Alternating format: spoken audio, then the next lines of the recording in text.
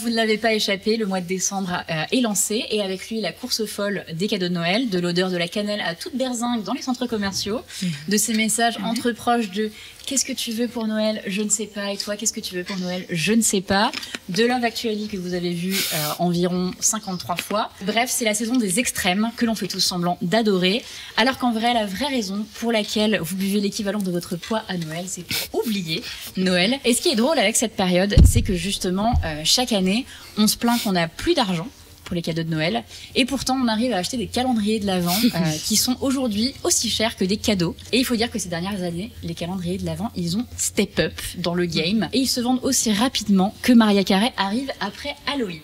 Donc bien évidemment, nous allons parler dès n'importe quoi des calendriers de l'Avent. Donc on va faire une sélection de vrais beaux projets et des collabs avec des artistes qui sont vraiment au top.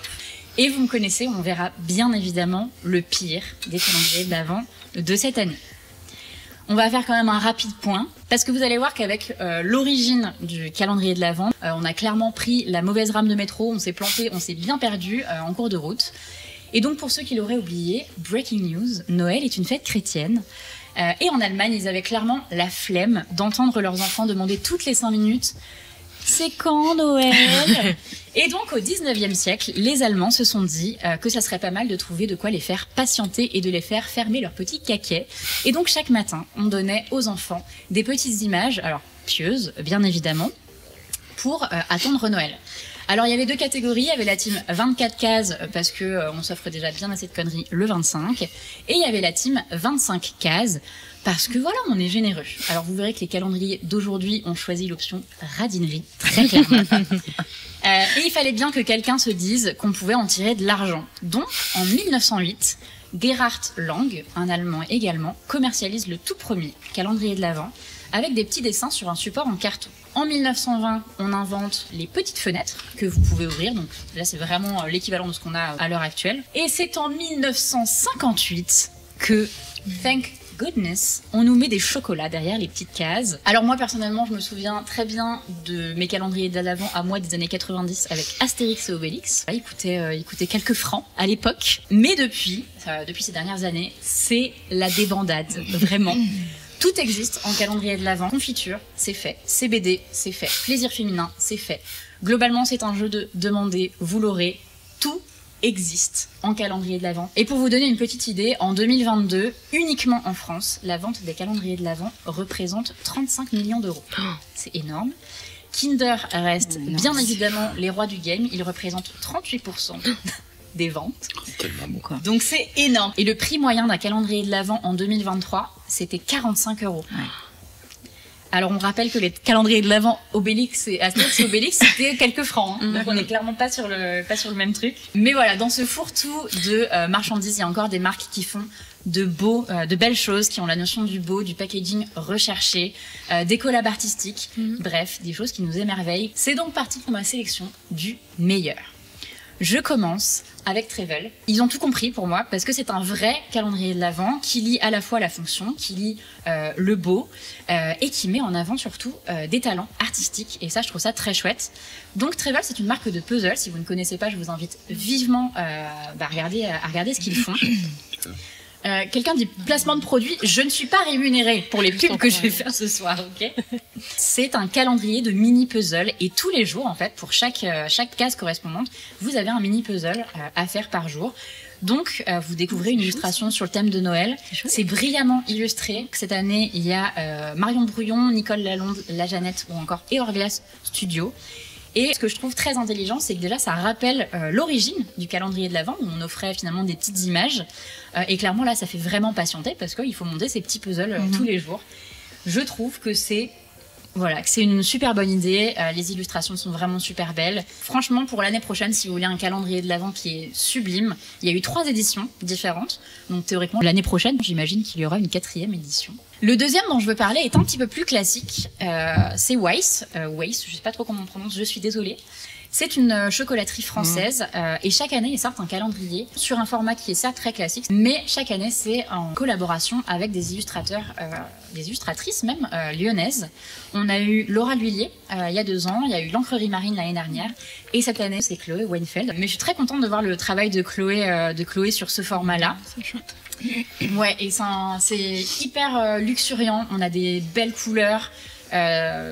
Et je trouve que voilà, ça permet de à la fois sortir un peu des thématiques de Noël un peu plus classiques, tout en restant voilà, dans l'émerveillement qu'on veut avoir à cette période de l'année-là. À chaque fois, il y a une thématique aussi. Donc là, c'était la chocolaterie Wace au Pays des Merveilles, donc un peu inspirée d'Alice au Pays des Merveilles. Et personnellement, je trouve que c'est très très beau et ça fait voyager. Donc bravo à Chloé parce que c'est vraiment très très beau. Et effectivement, les photos pour présenter le produit sont aussi très belles. Il y a du paper art qui a été fait. Donc voilà, ça nous plonge vraiment dans un univers et ça montre plein de talents différents. Donc j'aime énormément. C'est un oui pour moi. On continue avec la Maison du Chocolat. Alors la Maison du Chocolat, c'est une chocolaterie que je ne connaissais pas du tout personnellement. Mais en faisant mes recherches, je suis tombée sur ce calendrier de l'Avent là. Qui est ni plus ni moins qu'en forme d'étoile, mais en forme d'étoile des vents, enfin de rose des vents. Et je trouve que c'est assez intéressant parce qu'effectivement, les étoiles, c'est ce qu'on voit tout le temps à Noël. C'est une forme qu'on a vue et revue. Mais là, je trouve qu'elle est utilisée de manière assez intelligente. Vous avez vraiment des cases qui sont dispatchées sur cette étoile-là. On a la notion de voyage gustatif avec le côté rose des vents. Et je la trouve assez folle d'un point de vue packaging. Je trouve ça assez chouette. J'aurais aimé énormément voir de la dorure plutôt que de l'impression. J'avoue, là, c'est vraiment juste imprimé. Mais voilà, l'idée du packaging, je la trouvais plutôt chouette. Et voilà, on a vraiment ces petites cases qui reviennent. Donc pour moi, c'est un beau packaging qui sort un petit peu des formats un peu trop classiques. J'adorerais qu'on fasse un calendrier de l'Avent comme ça, parce qu'on travaille sur le packaging. Mais moi, aussi. Je rêve de faire le ça design. Vraiment trop chouette. Mais écoute, qu'est-ce que vous faites en 2025 ? Mais prenons rendez-vous pour l'année prochaine. Ah non, mais vraiment. Tu nous designes ton calendrier de l'Avent, on s'occupe du packaging avec grand plaisir. Dernier calendrier chocolat dont je vais parler, c'est le Pierre Hermé.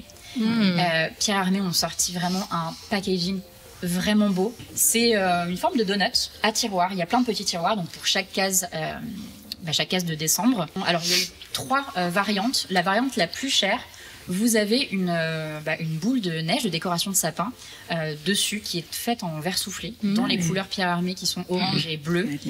Je trouve ça super beau. Il y a une illustration aussi dessus.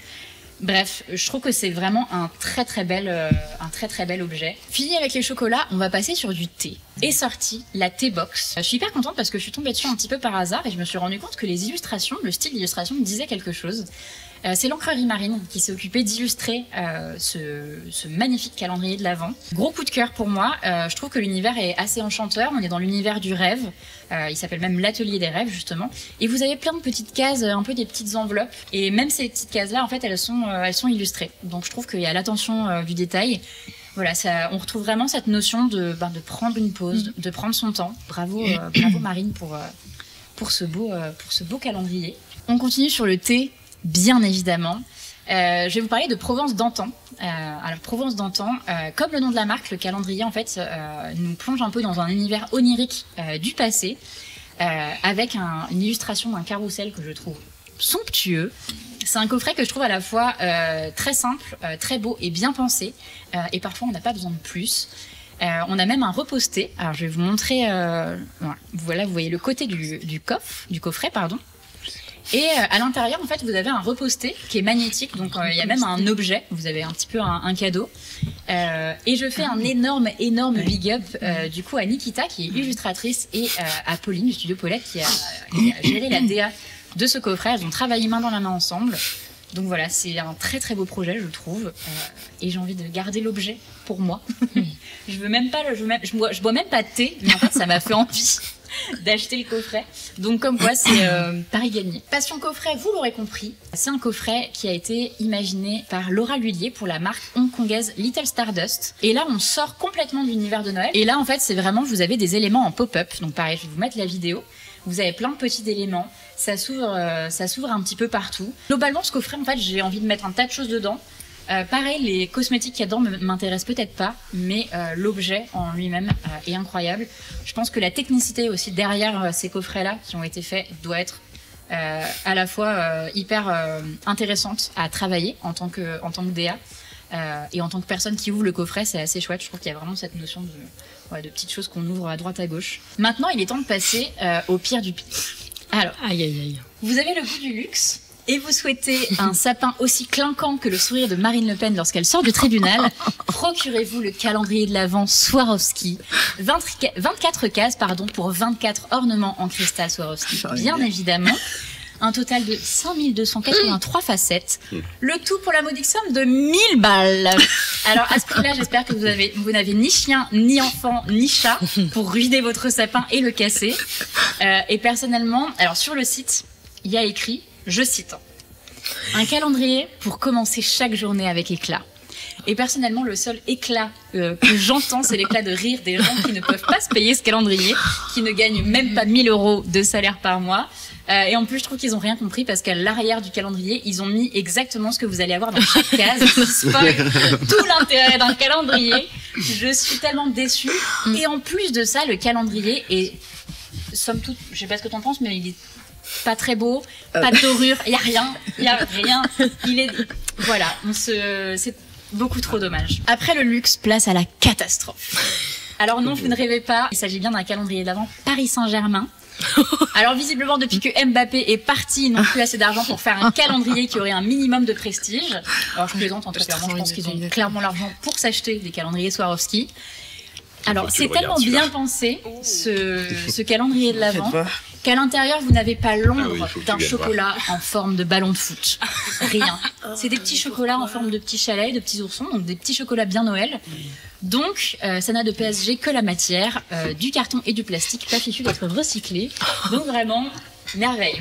Celui-ci, il était vraiment au top de ma liste. Je trouve ça... Enfin voilà, j'ai beaucoup ri en le voyant. On va passer à mon fourre-tout bonne franquette. Comme si on ne se murgeait pas assez la tronche à Noël, on vous propose aussi des calendriers de l'Avent de vin.